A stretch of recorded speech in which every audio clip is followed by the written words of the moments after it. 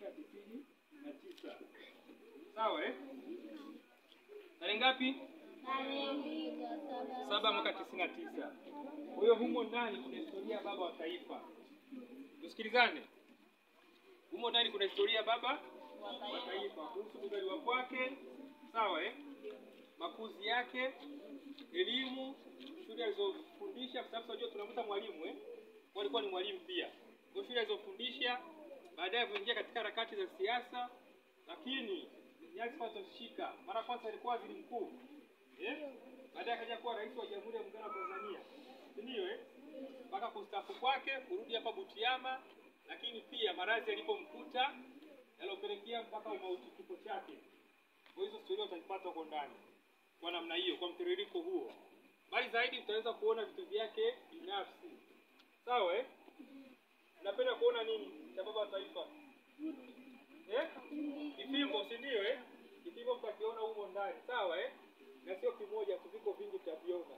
Lakini nguo, mavazi ambayo alikuwa anavaa yeye, zawadi zake alizokuwa anapewa na Watanzania, bali na hapo zawadi alizokuwa anapewa na marafiki wake wa kimataifa, utaweza kujiona baadhi yake katika makumbusho haya humo ndani. Unaona vizuri Kwa nitatoa historia fupi tu. Hiyo ni historia kuhusiana na makumbusho. Kwa historia fupi kuhusiana na baba wa taifa.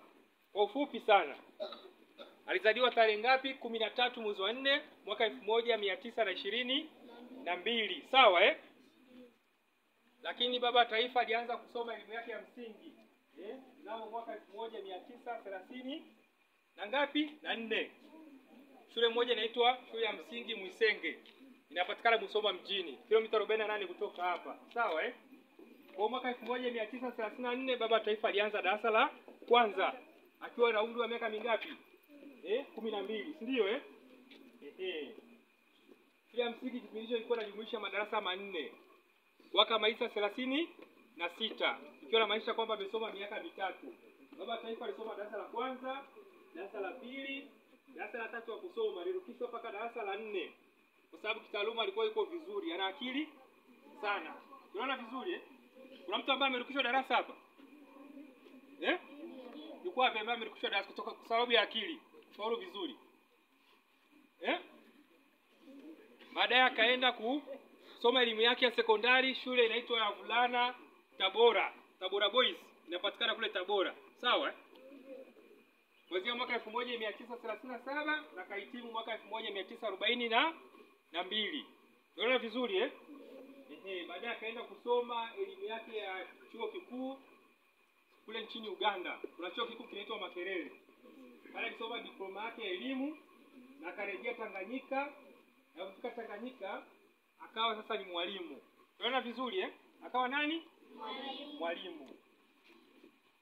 Akaenda kufundisha shule inaitwa St. Mary ambayo sasa tunafahamu kama Mirambo.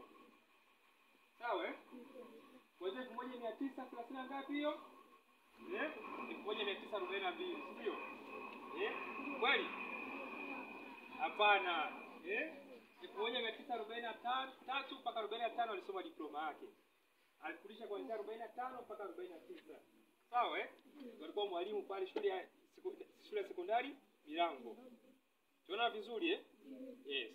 Wakati baba taifa anazaliwa mwaka 1922 alipewa jina la Kambarage.